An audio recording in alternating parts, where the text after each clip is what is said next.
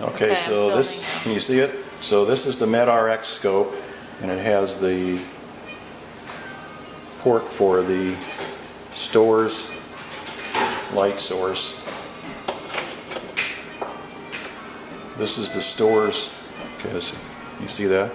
So this is the Storz scope with the Storz light source screwed on. So you can see that it can be screwed directly onto the MedRx scope. So we use one light source, two different scopes. This is the MedRx camera. This is the Storz camera. And Storz light source. And then so the MedRx camera plugs into the MedRx. This camera plugs into the MedRx camera. The Storz camera plugs in to the. This is the Storz camera right here. It plugs into the Storz camera. This is the Storz light source. That's the Storz light source, so you can see the light here.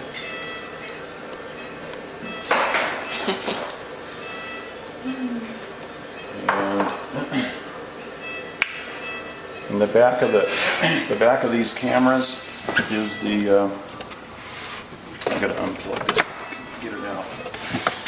So this is the back of the camera. Here is they call an S-video plug, and this S-video goes over to here. And this is a splitter that goes to a USB cable. This is a USB cable that goes into the back of a computer. So this is the Storz plug.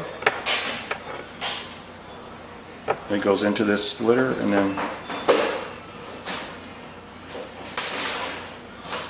let's see. Oh, and then the other one is this is the MedRx cable that goes in the back of the MedRx camera.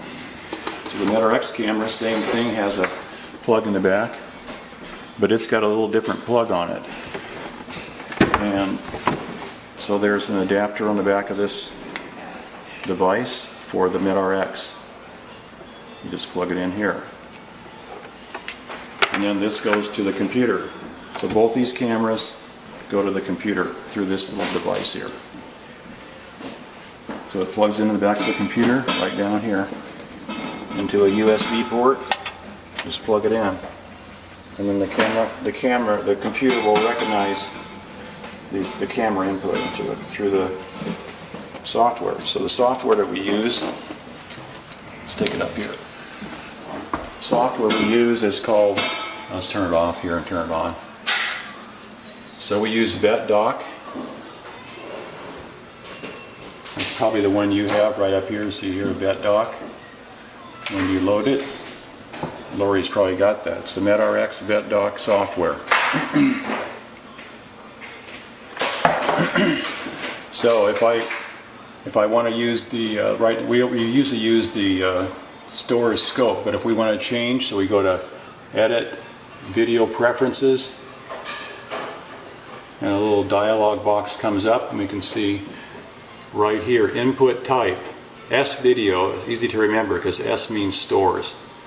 If you want to use the MedRx camera, then we switch to Composite Video, and that goes through that little device on the bottom. So if I were to turn the MedRx scope on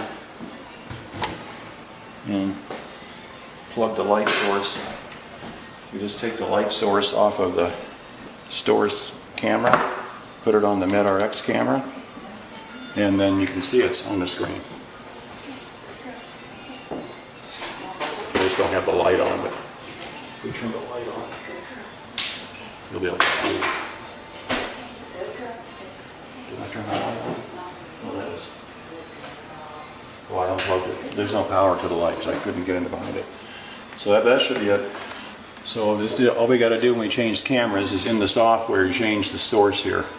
Input type, S-Video, and that'll do the Storz.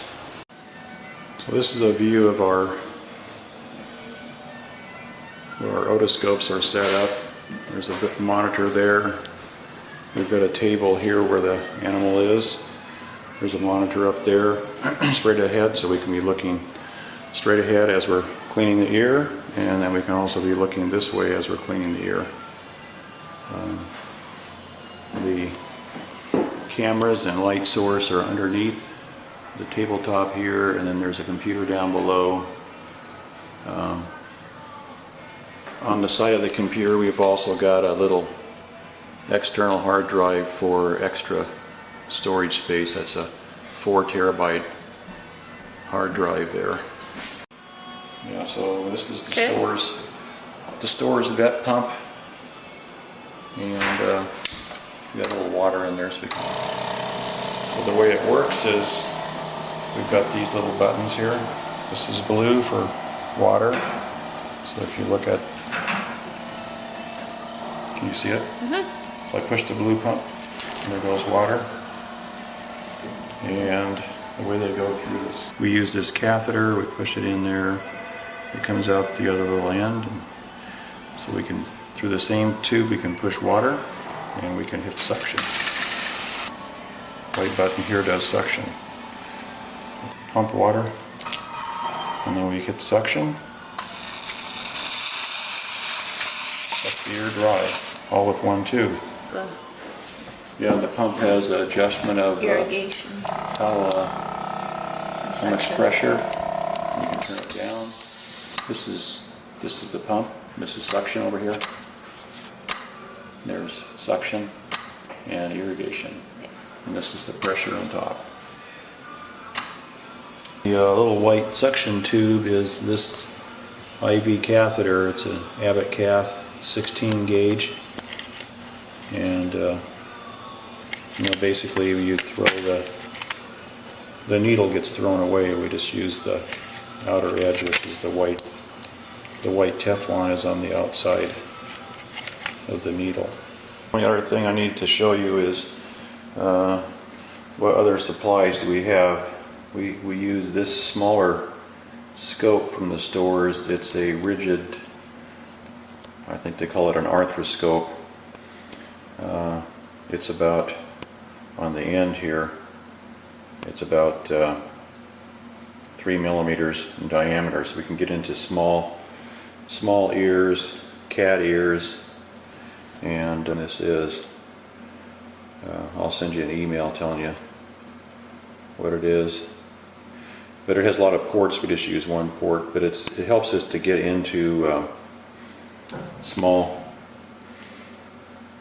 ears that have narrowed ear canals, or into the bulla, that sort of thing.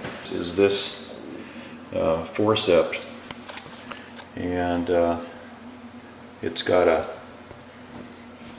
the tip on it allows us to grab things. You can only grab small little things. It's not very strong, but it helps get small pieces of wax, pieces of grass, hair, that sort of thing that just won't flush out. So we use this off and on. These are pretty much useless as far, they're actually a biopsy forceps, but they're totally useless in that regard. But they do help and grab things.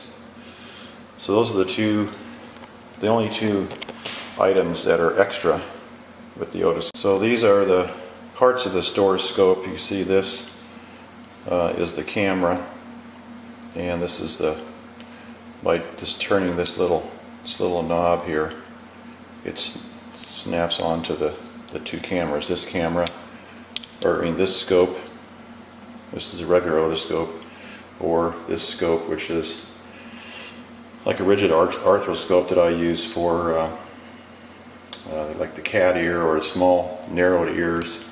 It has multiple ports. I usually just use that central port there. You can see these two are turned off. We never use those. With the Storz pump, you can pump and suction right through one port. We don't need these extra ports for pushing things, pumping water in, like for whatever this is used for, and other instances. One other thing we use a lot of, and that's this defogger. lens on that camera gets foggy easily when you put it into an ear, so we usually spray it first with this fogger. And you buy this from Storz also. I guess they call it arthroscope. I don't know what else it's called, but it works great for keeping the scope from, if you get in there and it's all fogged up, just take it out, wipe it off, and spray it with this spray, just the tip of the scope, and you can see crystal clear again. So another thing that we have here that we found kind of handy, and that's this little tray here full of the girls' makeup, little pieces of cotton, and this is soaked with alcohol. Looks like it's got to be refilled a little bit, but we always keep wet alcohol strips of cotton in here to wipe the scope off, and we're constantly wiping that scope. You pull it out of a dirty ear and you kind of wipe all the wax and debris off, and so that's what we use it for. So in a 500 or in a 1,000 ml bottle of water, we usually put about a teaspoon of salt, and so we have isotonic saline solution without spending the money on thousands and thousands of gallons of IV saline, which we don't need for ears. But I like to put salt in there just to make it isotonic, just in case anything leaks out of the ear into subcutaneous tissue. Once in a while those ear canals are damaged and you'll get water sub-Q around the face, so if it's salt water, it's a little bit better than just plain water.